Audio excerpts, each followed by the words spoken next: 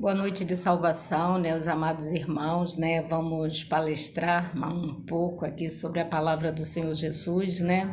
Outro dia eu gravei um vídeo, mas a internet estava falhando, né? Que falava sobre o Sermão da Montanha e eu vou falar sobre ele novamente porque é muito importante, assim, para nossas vidas, para o nosso aprendizado, né? Para a gente aprender a conviver neste mundo que está tão difícil, né?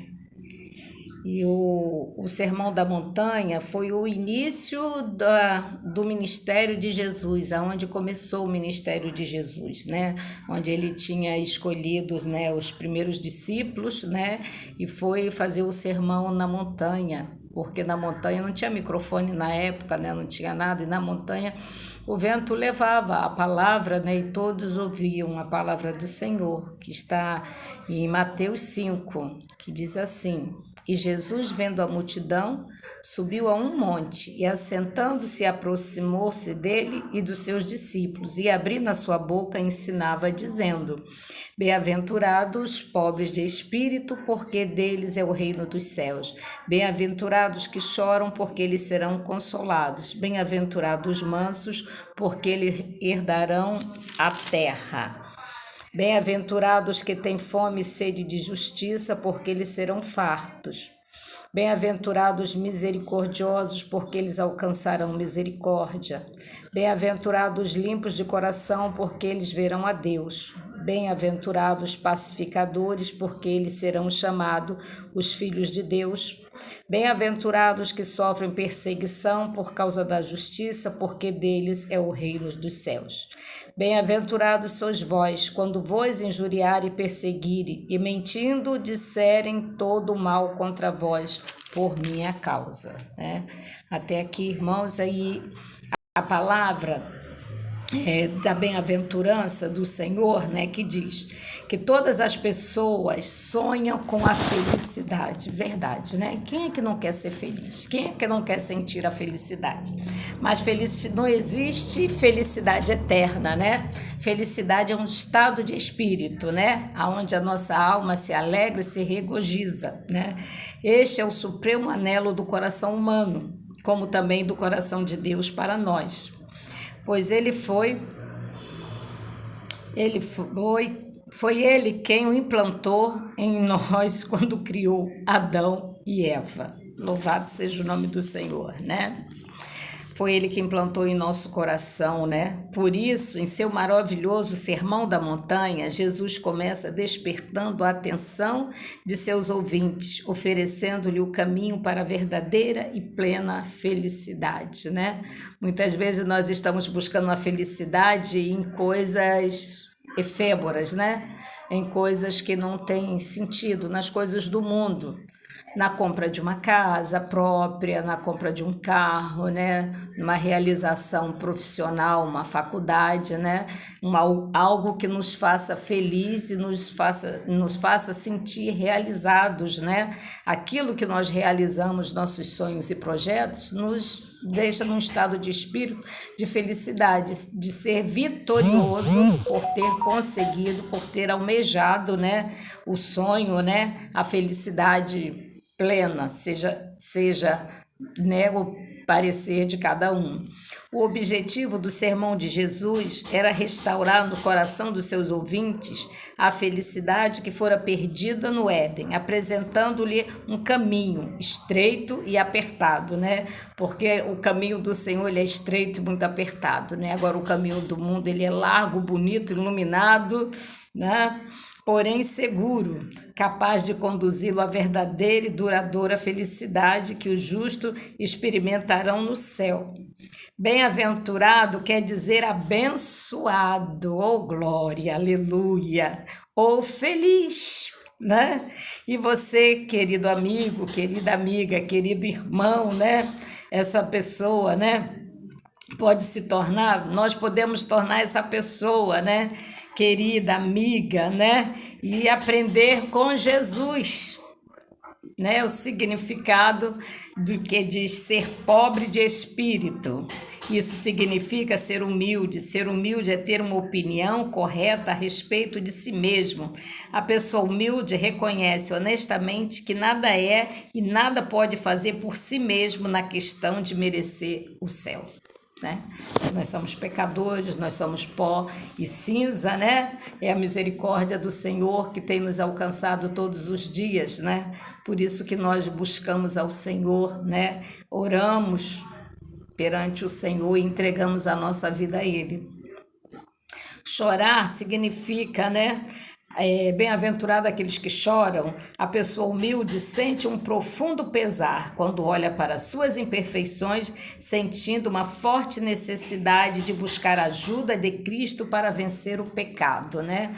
Verdadeiramente nós não conseguimos, né, nos libertar sem a ajuda de Jesus. Nós não conseguimos nem nos perdoar. Muitas vezes nós queremos perdoar o nosso irmão, mas nós não nos perdoamos pelas nossas faltas, pelos nossos pecados cometidos, pelas coisas passadas, né? Mas a palavra do Senhor diz que quando nós aceitamos Jesus Cristo como nosso Salvador, que do nosso passado Ele não se lembra mais, não devemos lembrar mais do nosso passado. Lógico que nós lembramos que nós não estamos débil mental, né? Está gravado no nosso psique e na nossa mente, né? Mas isso não quer dizer que aquilo nos perturbe, aquilo está guardado na caixinha do esquecimento.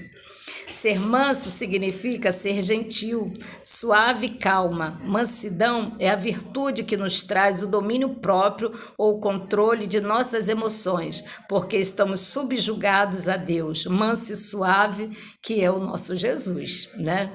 Ter fome e sede de justiça. Esta metáfora indica que a pessoa feliz é aquela que aprende a se alimentar diariamente do pão da vida que é Jesus e beber da água da vida que é Jesus, né? Como dependemos do pão e da água para sobreviver, assim devemos depender de Cristo para não sermos consumidos pela inanição espiritual, né? Vamos passar fome, né? Não vamos passar fome espiritual, porque Jesus, Ele está ao nosso lado, o Espírito Santo, Ele se foi, mas Ele deixou o Espírito Santo, o Consolador, para nos consolar, para nos despertar, né? Que Ele está próximo, que Ele está conosco, que nós não venhamos nos desesperar em situações, mas que nós venhamos a confiar no Senhor.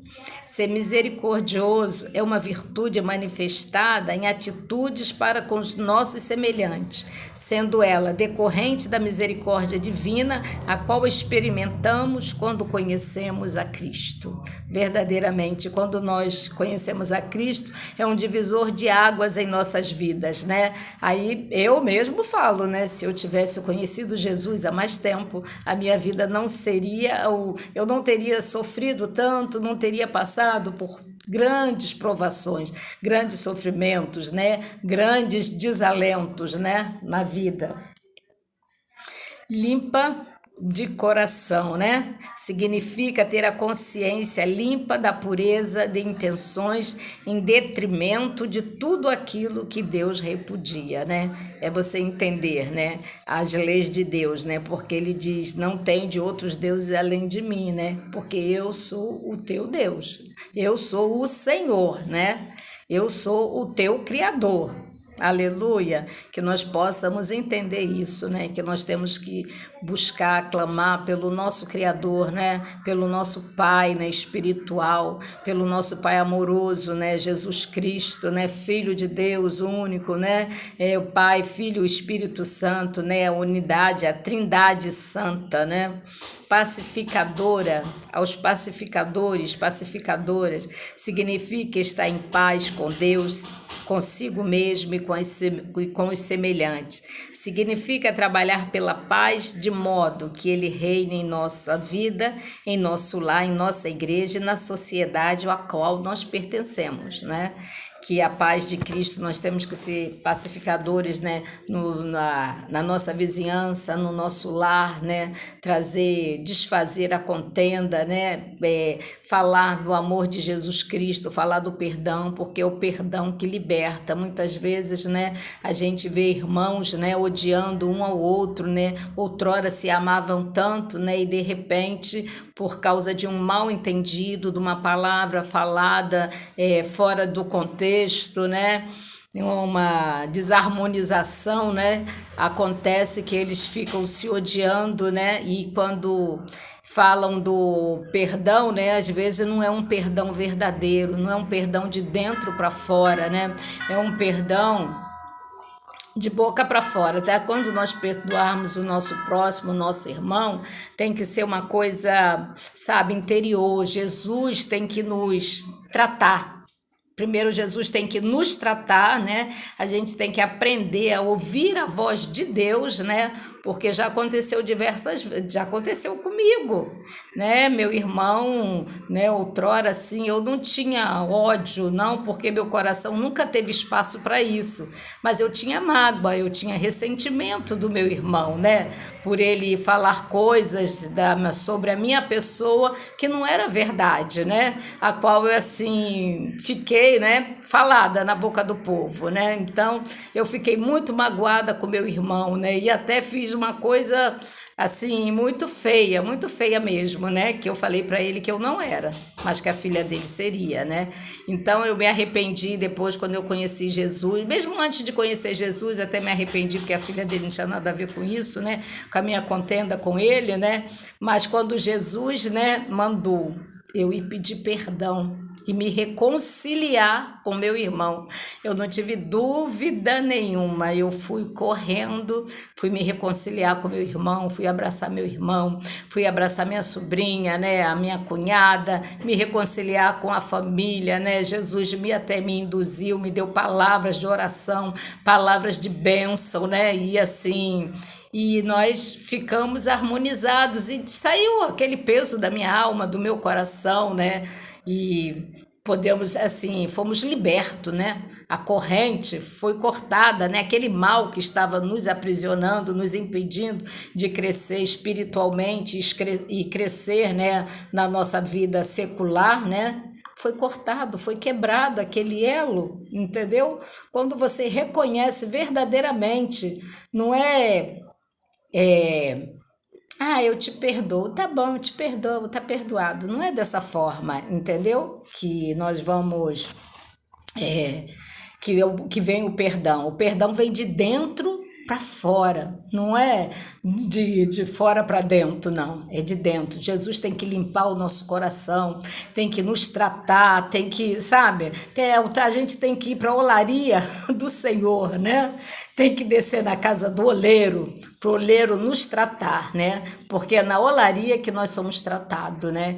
Que Deus mostra quem somos nós, mostra as nossas falhas, porque muitas vezes nós olhamos para a falha do nosso irmão, nós só apontamos o erro dele, mas nós não olhamos para dentro de nós, que nós somos falhos também, que nós somos pecador, que nós somos pós-cinza, né? Então nós não temos esse direito de apontar. Se você não pode abraçar, se você não pode orar, se você não pode se confraternizar com seu irmão, fala com Deus, né? Senhor, me ajuda, que eu tenho dificuldade nessa área, né? Eu tenho dificuldade de perdoar, eu tenho dificuldade de abraçar o meu irmão, eu tenho dificuldade de me reconciliar com o meu próximo, né? Que o Senhor vai te tratar. Que o Senhor, é só você falar, porque Deus é onisciente e onipresente, né? Ele está aqui, comigo aqui, né? Ele está aí com quem está ouvindo ou com quem vai ouvir, né? Porque essa é a palavra de Deus genuína. Eu só falo aqui da Bíblia, né? E da Bíblia tenho vivências, experiências que ao longo da minha caminhada, né, eu tenho aprendido com o Senhor, né? E quero compartilhar com os irmãos, porque na palavra de Deus diz, né, ide pregar o evangelho a qualquer criatura. Então esse é um veículo que todo mundo tem na mão. Muitos às vezes tem uma resistência espiritual, não que a pessoa não queira, a pessoa até quer ir chegar numa igreja, quer ir ouvir um culto, quer ouvir uma palavra, mas alguma coisa, o mundo espiritual que ele está aprisionado impede dele se achegar, dele chegar a um templo, chegar a uma igreja, ou chegar a uma pessoa que vá falar da palavra, né? Que vá quebrando essas barreiras, que vá orando, né? Para que ela chegue à pessoa. E o celular, né, é excelente, é um veículo de comunicação maravilhoso, né, que todo mundo tem um na mão. Quer dizer, a gente não pode, ninguém pode dizer que nunca ouviu falar de Jesus, que nunca ouviu falar da Bíblia, que nunca ouviu falar, né, das misericórdias, dos milagres que Jesus, a televisão aí fazendo novelinha, tudo, né, todos têm. E todos nós, seres humanos, nós temos um vazio na nossa alma. Esse vazio na nossa alma é a falta de Jesus, é o espaço que Jesus está vazio, que Jesus tem que ocupar, que nós temos que abrir a porta, né? Se ele bate na porta, você não abre, então fica difícil, né? Agora, se ele bater na porta e você abrir, aí ele entrará e ceará contigo. E ele fará maravilhas e transformações. Jesus, a minha casa está suja, a minha casa interior, ela precisa de uma limpeza, de uma faxina. Me ajuda, Senhor. Me ajuda, que eu tenho dificuldade de olhar para o meu próximo e perdoar. Eu tenho dificuldade de perdoar meu pai, de perdoar minha mãe, né? Porque muitas vezes nós acusamos nossos pais da nossa vida, das escolhas erradas que fazemos. Aí a gente quer sempre colocar um culpado. Ah, foi porque meu pai não fez isso. Ah, foi porque minha mãe não fez isso. Cada um vai dar conta de si, né? São as suas próprias experiências que você tem que viver, né? Obedecer e honrar pai e mãe é um dever de todos, né? Faz parte da educação também, né? Então aqui, né, prosseguindo aqui, sofrer perseguição. No conflito entre Cristo e Satanás, aqueles que decidem ser amigo de Cristo podem esperar que vão sofrer, né, as consequências de sua decisão, pois, como diz Paulo, todos os que piamente querem viver em Cristo padecerão perseguição. Jesus começou o seu sermão falando sobre a felicidade que a pessoa cristã pode encontrar mesmo enfrentando tentações, lutas, sofrimentos, críticas e perseguições. Ele não nos prometeu um mar de rosa, mas deixou-nos a certeza de que essa provação servirão para fortalecer a nossa comunhão com Ele e assim moldar o nosso caráter, preparando para a eternidade, né? Porque muitas vezes o problema é o caráter do ser humano, entendeu? O que impede dele crescer, impede dele arrumar um bom trabalho, impede dele conviver melhor com seus amigos, com seus vizinhos, com seu companheiro, com a sua companheira, né?